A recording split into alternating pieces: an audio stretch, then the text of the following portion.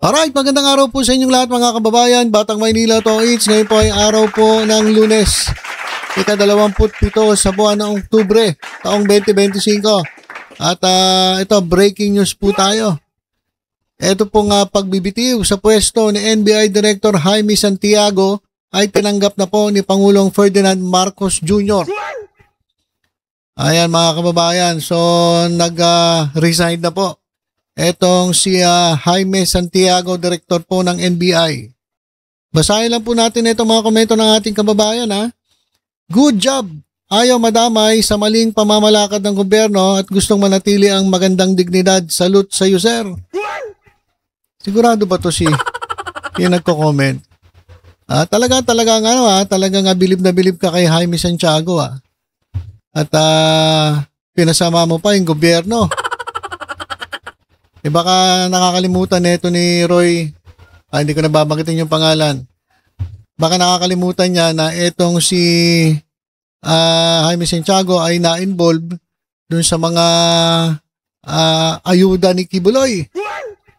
Ayuda ba yung tawag doon? Kasi itong NBI ay nakakatanggap ng donasyon di umano galing sa KOJC o dyan sa simbahan ni Apollo Kibuloy. At sabi pa nga niya nun, okay lang daw tumanggap. Hindi pwede yun. Hindi pwedeng tumanggap ka kahit kanino sapagkat ang mangyayari niyan, malamang at sa malamang, papaboran mo yung taong nagdo-donate sa'yo. Kaya kalokohan yung sinasabi ni Santiago na okay lang. Bawal po yun. Kahit pa sabihin mo nga pribadong tao yan, tatanggap yung NBI. Hindi pwede kasi magkakaroon kayo ng bias dyan. Imposibleng walang bias na mangyayari. Yun yung usapin nung panahon na itong si Kibuloy ay mainit po. At sunod-sunod po yung kaso hanggang doon sa umabot po na siya po ay pinaghahanap na ng batas. So, yung mga ganong klaseng katokwiran, hindi po yan nagpapakita ng siya ay magaling, at maganda ang pamamalakad niya dun sa kanyang hinahawakang ahensya. So, huwag kayo basta-basta agad maniniwala. Huwag kayo basta-basta maniniwala na tingnan nyo muna yung mga ginagawa bago kayo bumilib. Alright? So, ayan mga kababayan, nag-resign na po. Sabi nung nag-comment. So, nag-resign na po si Jaime Santiago. Nag-resign ba o pinag-resign? Ayun ang hindi natin alam. Baka naman sinabihan, mag-resign ka na kasi meron akong ipapalit sa'yo. So, dahil po dito sa pagbibitiw ni Jaime Santiago, ay meron na naman lumalabas na marites. Ang marites na yan, mga kababayan, ang kumakalat po sa mga GC. Sa mga group chat. Grupo ng chismosa, GC. Kaya nga GC yun Grupo ng mga chismosa, GC. Ang kumakalat po doon sa GC. Eto na po ang hudyat. Di umano ng pagbabalik ni Nicolas Torre III. Kaya yung mga tagahanga ni General Torre, naku, palakpakan kayo Dahil baka ang ipalit kay Santiago ay walang iba kundi eto pong si Pet Malu. Etong matikas na si General Nicolas Torre III. Ayan mga kababayan yung ang pagbabalik ng Pet Malu. Pag bumalik to si General Torre, sigurado iyakan na naman ang mga DDS niyan.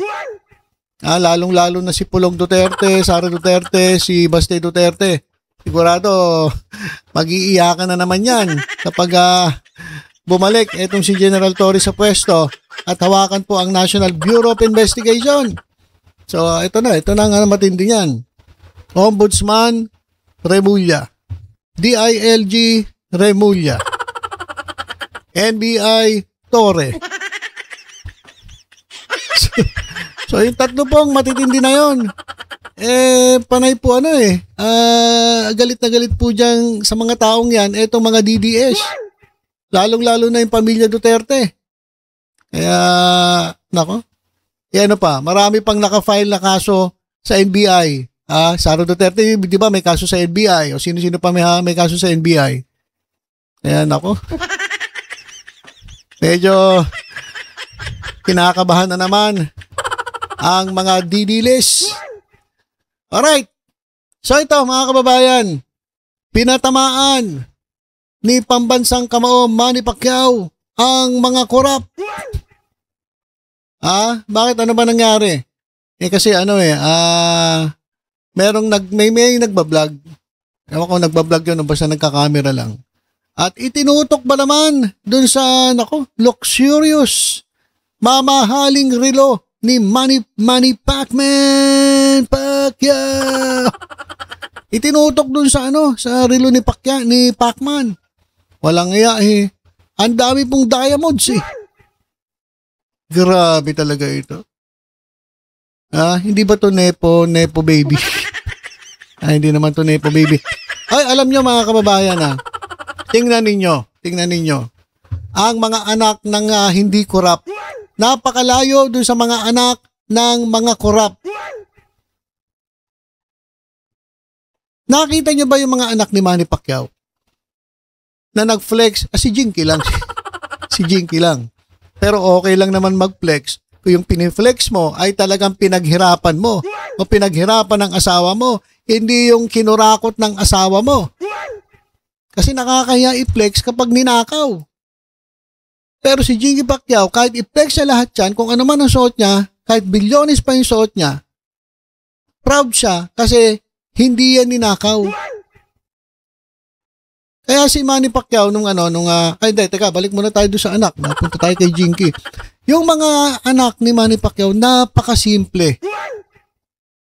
Wala kang makikita dyan na talaga nagpiplex at talagang pag naglakad, ikala mo mayayabang. Yung mga anak ng mga babae, napakasimple. Talaga maganda yung pagpapalaki ng mag-asawang Pacquiao sa kanilang mga anak. Hindi katulad ng iba. Hindi katulad ng iba mga kababayan na galing po sa korupsyon. Yung kanilang piniplex.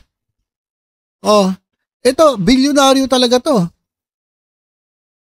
Si Pacquiao, nakunan ng camera yung relo niya. Nagrabe naman.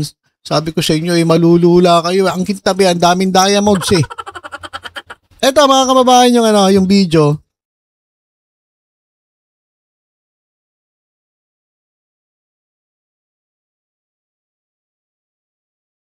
Hindi yung flood control Grabe mga kababayan, ulitin nga natin. Nakita nyo yung relo? Kumikinang eh. Grabe, ilang milyon kaya yan? Ayan Wow! Patek Philippe. Patek? Ayan Grabe mga kababayan Hindi na relo yan eh. Hindi na relo yan eh. Diamond na yan eh. Diamond na kinorting relo. Grabe mga kababayan Patek Philippe. Naka, hindi ako nangangarap na magkaroon ng ganyan. Rolex, meron ako Rolex. Rolex. Hindi po Rolex. Saka yung mga dito sa isa recto diyan po sa Arten, marami po diyan mga pitik. Pipitikin yung mga reel ninyo pag nadaan kayo dyan. So grabe Patek Philippe. Ayan, grabe Lugot pawis. Sabi ni Manny Pacquiao, hindi yan flood control yan ang totoo. Yan talaga ang talagang malakas ang loob sasabihin ni Pacquiao na hindi talaga flood control dahil marami po halos lahat ng kayamanan niya ay kanyang pinaghirapan. Sinasabi ko halos lahat Kasi naging naging senator to eh. Hindi naman natin alam kung Pero hindi naman siguro, hindi naman siguro mahirap po Mahirap po manghusga. Pero mostly majority ng lahat ng kayamanan ni Pacquiao ay talagang pinaghirapan niya ng kanyang dugot, pawis. Kaya mahihiya po dito yung mga corrupt dito sa ating gobyerno. Ha? O yan, hindi yan flood control. Walang iya. Hindi ba kayo nahihiya? Hindi kayo nahihiya sa mga sinasabi ng taong bayan? Hindi kayo nahihiya doon sa sinasabi nila Vice Ganda, ni Manny Pacquiao, yung mga nagbabayad ng tax, yung mga nagbayad po sabi sino ba yung nagsabi doon? Si Dennis Trillo, sabi ni Dennis Trillo, kakabayad ko pa lang ng tax, sige, kurakutin nyo na. Biruin nyo. Kayo, mga nasa serbisyo publiko, kayo po ay inilagay dyan ng taong bayan para maglingkod. Hindi para magnakaw. Pero ngayon, lahat po, halos lahat ng ating mga kababayan, ang tingin sa inyo, magnanakaw. Yung mga politiko. Kasi wala, sinira ninyo yung mga imahe ninyo eh. Kaya pag may nakitang politiko, ang tinitingnan, magnanakaw ka agad eh. Lalong-lalo na yung mga may insertion. Yung huling video ko, binuhay mo si Vice Ganda pa nagpaayos ng eskwelahan doon sa Sorsogon. Eh ano ginagawa ng mga politiko, mga nandun, mga taga Sorsogon? Arampa-rampa lang. Benta mo yung isang Hermes bag mo, malaking tulong na yan, mababago, malilinis na. Papagawa na yung CR doon, na bulok-bulok daw.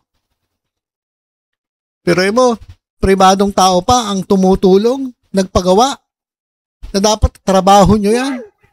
Anak ng teteng kayo. Kaya kayo pinapatamaan eh. Sabi ni Pacquiao, hindi flood control yan. Hindi. Ewan ko kasi baka mga politiko na magnanakaw, makapal na talaga mukha. Hindi na sila nasasaktan sa ganyang mga patama. Diba? Mga sanay na sila eh. Wala silang pakialam. Kahit sabihin pa sila magnanakaw, wala silang pakialam, ngingiti-ngiti lang, ngingisi-ngisi lang yun. Ganun na talaga. Kapag ikaw ay corrupt, wala talaga. Wala kang pakialam sa sabihin sa'yo. Wala kang kahihiyan. Walang hiya ka. Ganun po yun. Kaya itong banat ni Manny Pacquiao, ewan ko kung masaktan pa sila. Sa tingin ko makamanhid na itong mga magnanakaw na politiko dito sa ating bansa. At alam nyo ba, ito balita ko na rin sa inyo, ang Pilipinas po ay ang pangatlo na. Naku, third place na po tayo. Palakpakan, third place. Third place po sa pinaka-corrupt. Anak ng teteng yan. Okay po sana kung third place sa pinakamatino at umuunlad na bansa dito sa Southeast Asia. Pero ang balita po mga kababayan sa ranking, pangatlo na po ang Pilipinas sa pinaka-corrupt na bansa dito sa Southeast Asia. Proud kayo? Mga politikong pulpol, proud kayo? Pangatlo na po tayo sa pinaka-corrupt na bansa sa Southeast Asia. Na tayo dati number 1 sa Asia. Nalampasan na tayo ng iba't ibang bansa. Lalong-lalo na Singapore. Singapore ang number 1 ata na pinaka-ano eh. Bakit? Kasi meron silang Lee Kuan Yew. Hindi tayo magkaroon ng katulad ni Lee Kuan Yew yung kailangan natin eh. Ang napupunta sa atin mga corrupt. Pero yung magagaling at talagang para sa taong bayan na katulad ni Lee Kuan Yew, hindi po wala po sa Pilipinas eh. Sabi nga nila, ang Pilipinas hindi naman po mahirap na bansa. Ito katunayan, mga kababayan Ito katunayan na hindi naman po talaga tayo mahirap. Tumingin kami doon, iPhone 17.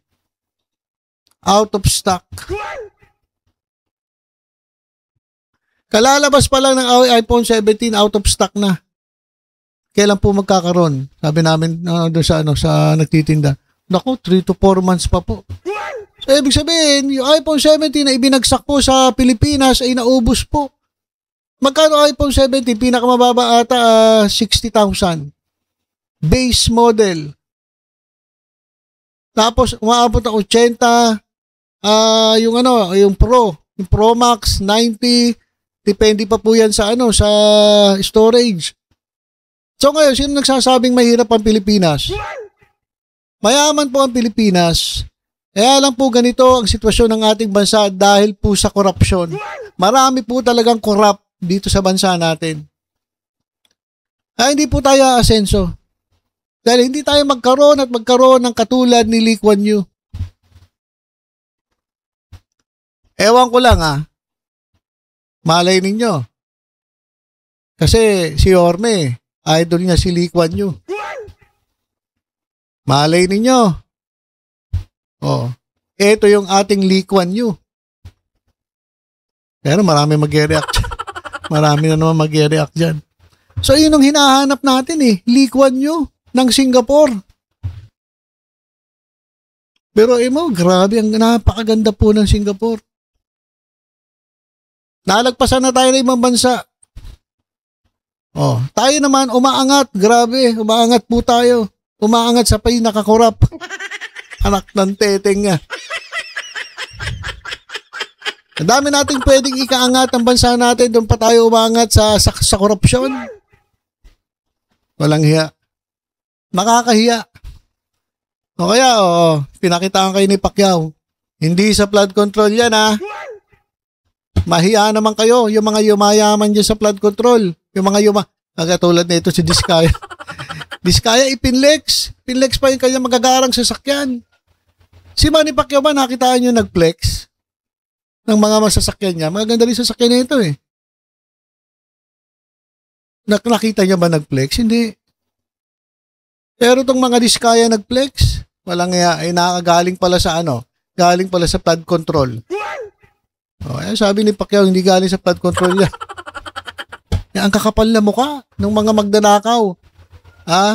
Kaya yung mga anak ninyo, sabihan nyo na, yung mga magnanakaw dyan, sabihan nyo na, huwag kayong flex ng flex.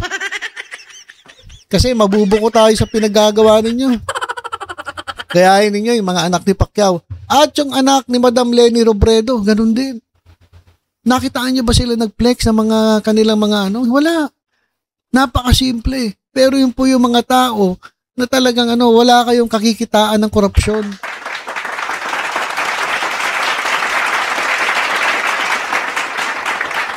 Kaya,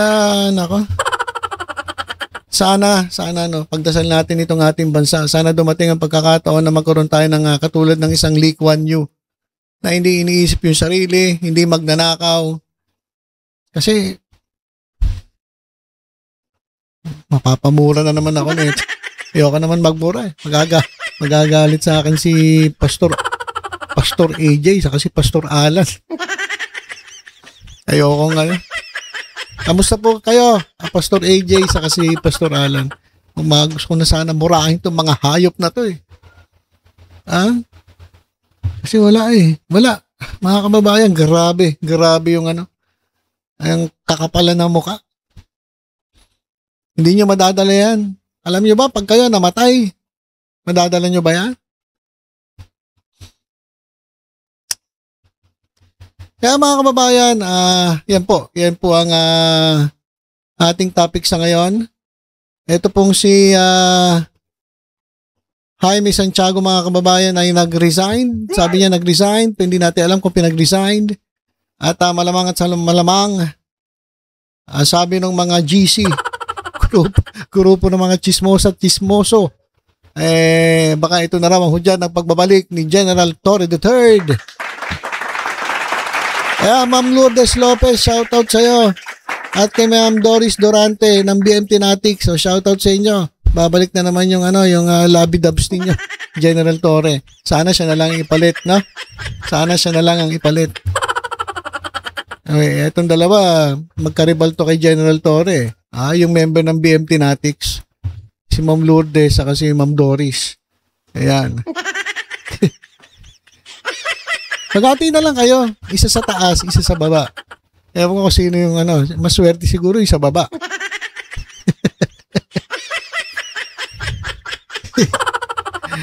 Okay, so ayun lang po muna mga kababayan ng ating topic sa mga oras na ito. Mamaya po, mag-update po ulit tayo kapag meron tayong bagong balitang nasagap sa mga GC.